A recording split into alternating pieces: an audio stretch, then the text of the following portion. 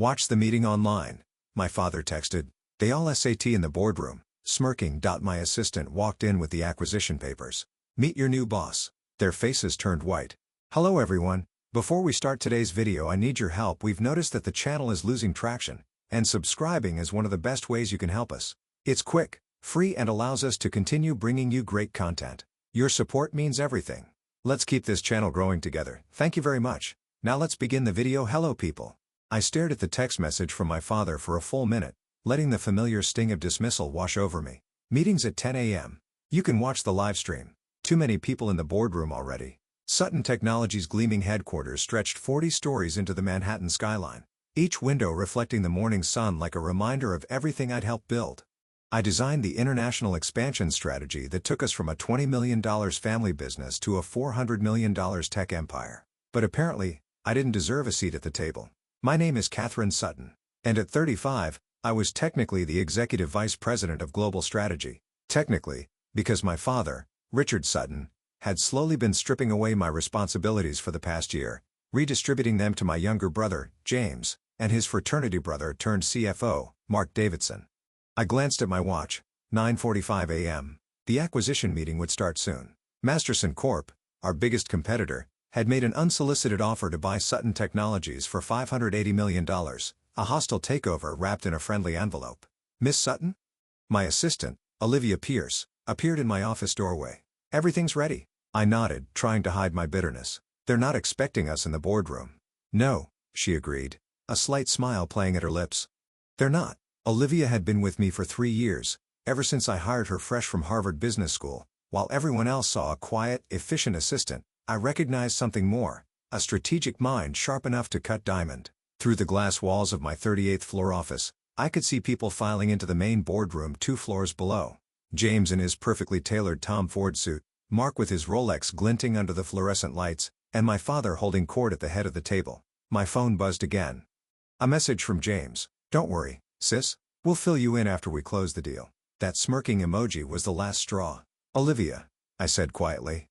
Show me. She placed a thick folder on my desk, opening it to reveal documents I'd never seen before. Stock purchase agreements, voting trust certificates, private placement memorandums, all dated over the past 18 months. How? I started. When they began sidelining you, Olivia explained, I started tracking unusual transactions. Small stock sales, privately held shares changing hands. Your brother has been quietly selling his shares to raise cash for his new venture fund. I leaned forward, scrutinizing the numbers. How many shares combined with your existing 15% stake and what I've acquired through various shell companies? She paused. We now control 51.3% of Sutton Technologies. My head snapped up. We? Olivia's professional demeanor cracked slightly, revealing a flash of steel underneath. The shares are held by Winterbridge Capital, Yuba's sole director. I sat back, realization dawning. While they'd been playing corporate politics, Olivia had been executing a silent takeover. Every time they excluded me from a meeting, every time they dismissed my input, they'd never noticed her quietly collecting proxy rights and purchasing shares. The Masterson offer? I asked. A setup, she confirmed. I may have suggested to their board that Sutton Technologies was vulnerable. They did exactly what we expected. Through the glass, I could see the Masterson Corp representatives entering the boardroom. Their lawyer began distributing documents as my father smiled broadly, probably already counting his payout. They think this meeting is about selling the company, I said slowly. It is. Olivia's smile widened slightly. Just not to Masterson. My phone lit up with another text from James. Boardroom's packed. Live stream link in your email. Don't want to miss your baby brother's big moment. I looked at the document in front of me, then Olivia, then at the smug faces in the boardroom below. How long until they realize? The meeting starts in 3 minutes, she replied, checking her tablet. I'd say they'll figure it out in about 10. I stood up, smoothing my channel blazer. Let's not keep them waiting then. One more thing, Olivia added, pulling out another folder. You'll want to see the internal audit results before we go in, particularly the section about James' creative accounting. I flicked through the pages, my eyes widening at the documented evidence of fraud, embezzlement, and tax evasion. They hadn't just been pushing me out, they've been looting the company. Everything's verified, I asked. Triple-checked. The SEC would be very interested. I closed the folder, feeling a calm certainty settle over me. Years of being underestimated, dismissed, and betrayed had led to this moment. Send the livestream link to my phone, I said, gathering the documents. I want to watch their faces when we walk in. Olivia nodded, Already typing. Security has been notified. It is standing by to cut access to all systems on your signal. I took one last look at my office, at the company I'd helped build, at the family that had tried to push me out. In 10 minutes, everything would change. Ready? Olivia asked, holding the door. I smiled, feeling the weight of 51.3% ownership in my hands. Let's go say hello to the board. The elevator ride down to the 36th floor was silent except for the soft tap of Olivia's fingers on her tablet. She'd organized everything meticulously, security teams positioned at every exit. It ready to lock down all systems, even a press release drafted and ready to go. The Masterson team doesn't know, I asked. They think they're here for a standard acquisition meeting, Olivia confirmed. Their CEO's face when he realizes he's been played should be interesting. Through my phone, I watched the live stream as James took the podium. His confidence was breathtaking.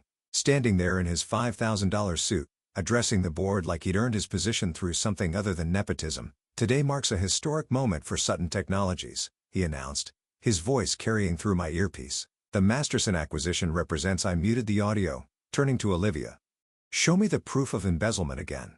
She pulled up detailed financial records on her tablet. Over the past 18 months, James and Mark had systematically siphoned off nearly $28 million through a complex web of shell companies and fake vendor contracts. The pattern is obvious once you know where to look, Olivia explained.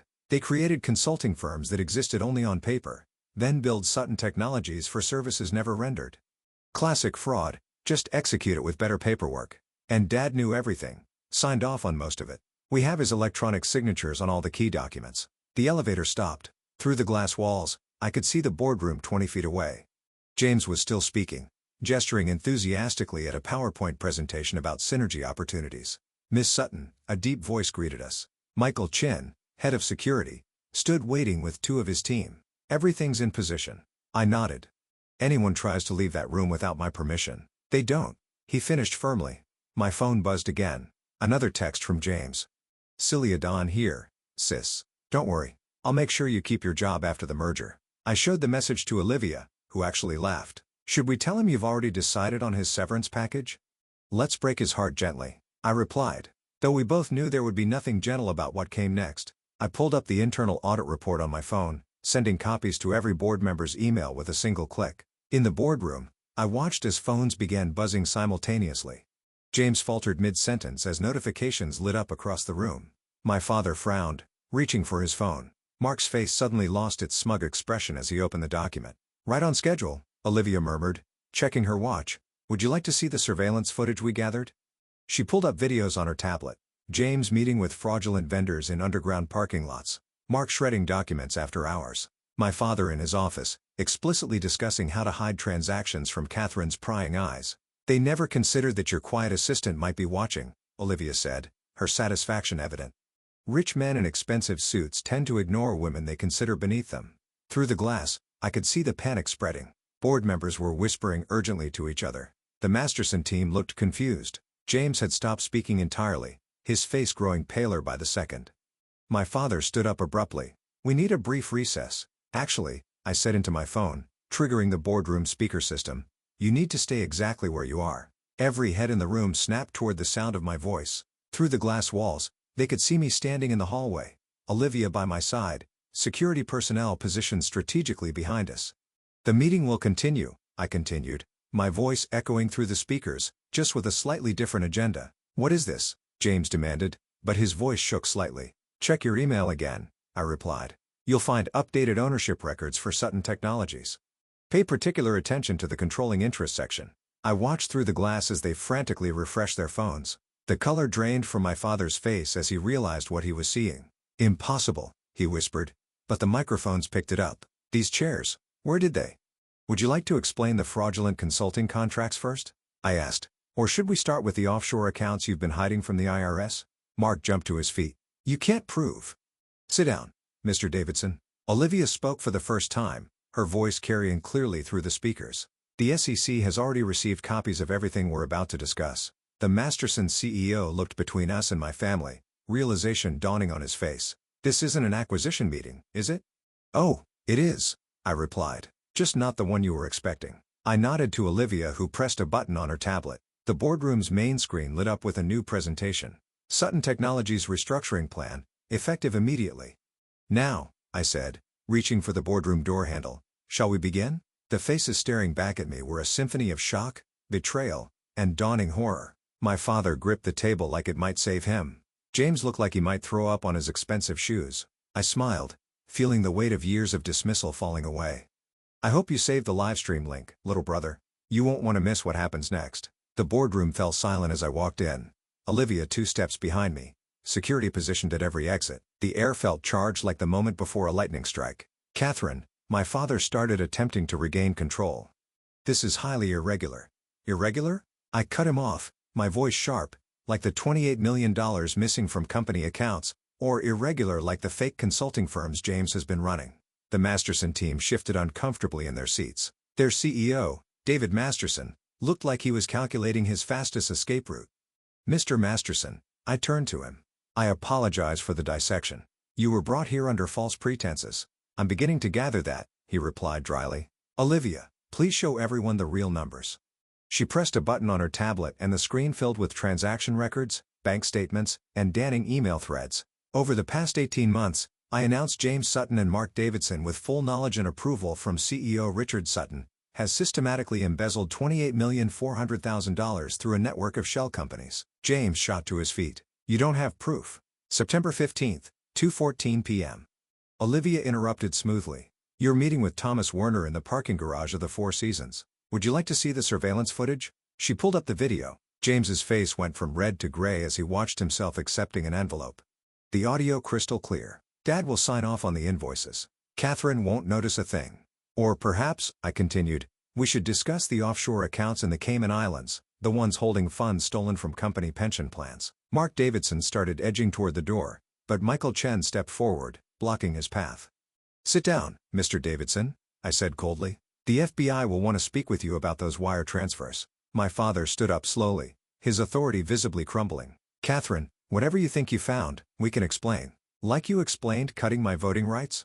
I asked. "Or how about explaining why my signature was forged on board resolutions I never saw?" I nodded to Olivia, who distributed thick folders to each board member. "Inside, you'll find detailed evidence of fraud, tax evasion, and securities violations. The SEC has already been notified." However, I paused, letting the threat hang. "There might be room for discretion, depending on your cooperation, in the next few minutes." The independent board members were already flipping through the documents, their expressions growing more horrified with each page. "Jesus Christ, Richard," one of them muttered. "What have you done?" "What I had to do," my father snapped. "This company needed strong leadership, not some overeducated consultant playing at business." "Playing?" I laughed, the sound sharp enough to make him flinch. "While you were playing with fraudulent contracts, I was building the Asian market from scratch. While James was stealing from pension funds, I was developing the technology that tripled our market share." I walked to the head of the table, his seat, until now. "Would you like to know what your strong leadership has cost?" I pressed a button, and new figures filled the screen. Stock value down 23% in 6 months. Client retention falling. Innovation stagnant. The Masterson offer would have solved. James started. "The Masterson offer was a trap." David Masterson himself interrupted. "One your sister apparently set." He turned to me, genuine admiration in his voice. "Well played, Miss Sutton." "Thank you," I replied. "Now, shall we discuss the real changes happening today?" I place a single document on the table. Winterbridge Capital now controls 51.3% of Sutton Technologies. I am the sole director. "Impossible," James whispered. "I would have known if that many shares were." "Too busy checking your offshore accounts?" Olivia asked innocently. "Or maybe too busy ignoring the quiet assistant who watched you steal from your own company?" The room erupted in chaos. Board members demanded explanations. The Masterson team started gathering their things. James looked like he might pass out. "Enough." My voice cut through the noise. "Here's what happens next." I began laying out documents one by one. "Richard Sutton, James Sutton, and Mark Davidson are hereby removed from all positions within Sutton Technologies. Your access to all company systems and facilities will be revoked." And I checked my watch. Approximately 45 seconds. "You can't," my father began. "I can and I am. Furthermore, you have exactly 48 hours to return every dollar stolen from this company, or the FBI gets everything we've collected." Mark Davidson slumped in his chair, defeated. James was texting frantically, probably to his lawyers. "The board will be restructured," I continued. "Mr. Masterson, I believe we can find more productive ways to collaborate than a hostile takeover." He nodded thoughtfully. "I look forward to those discussions." And finally, I turned to my father, who had aged a decade in the past hour. You should know that Mom's trust fund, the one you've been trying to access, I've already moved it beyond your reach. That was the final blow. He fell back into his chair, all pretense of authority gone. Olivia, I said quietly, please escort my family out of the building. Their personal items will be shipped to them after a thorough audit. She smiled, pressing a final button on her tablet. Throughout the building, doors clicked as security protocols engaged. It's done, she said. All access revoked. I looked at my father, brother, and their co-conspirator one last time. I believe you can watch the rest of this meeting online, I said. The live stream link should still work. The next 24 hours transformed Sutton Technologies. Security teams supervised as James, Mark, and my father were escorted from the building, their access cards deactivated, their emails archived and frozen. Employees watched in stunned silence as the men who had ruled the company like their personal kingdom were reduced to civilians waiting for their drivers on the street below. By midnight, Olivia had orchestrated a complete digital lockdown. Every password changed, every account secured, every document preserved for the pending investigations. She worked with a quiet efficiency that made me realize why she'd been so effective at gathering evidence. No one had ever really seen her coming. The offshore accounts are being frozen, she reported, bringing me coffee and my father's. Now my office on the top floor. Their personal devices have been remotely wiped of company data. Though James did try to delete quite a few interesting emails first. I looked out over the Manhattan skyline, the city lights reflecting off buildings like stars. Any response to the repayment demand? Their lawyers contacted us an hour ago. They're willing to negotiate terms. I turned from the window. There are no terms. Full repayment or federal prosecution. They have? I checked my watch. 39 hours left to decide. The next morning, the Wall Street Journal ran the story. Sutton Technologies announces leadership change amid financial investigation. The stock actually rose 8% in early trading as investors responded to the transparency and decisive action. I spent the day in back-to-back meetings with board members, executives, and team leaders. Many had suspected something was wrong, but had been too afraid to speak up. Now, with evidence of the fraud exposed, the stories came pouring out. They killed my entire development budget, the head of R&D confided, said we needed to focus on core profit centers. Now I know where that money really went. By evening, the first wire transfers arrived. James surrendered first, returning $8,200,000 from his Cayman accounts. Mark Davidson followed with $6,500,000 along with a signed confession his lawyers probably hadn't approved.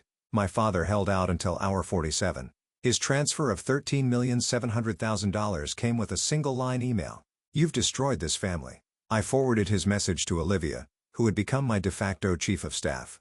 She replied within seconds, no. They destroyed it themselves. You just exposed the rot. 1 week after the takeover, I called my first full company meeting. The auditorium was packed with employees from every department, the tension palpable as I took the stage. Many of you have worked here longer than I have, I began. You've watched the company grow, change, and lately, stumble. Today, I want to share our path forward. Over the next hour, I outlined the new Sutton Technologies, increased R&D funding, restored pension plans, merit-based promotions, and a complete restructuring of the executive team based on talent rather than connections. Transparency and innovation will be our foundations, I announced.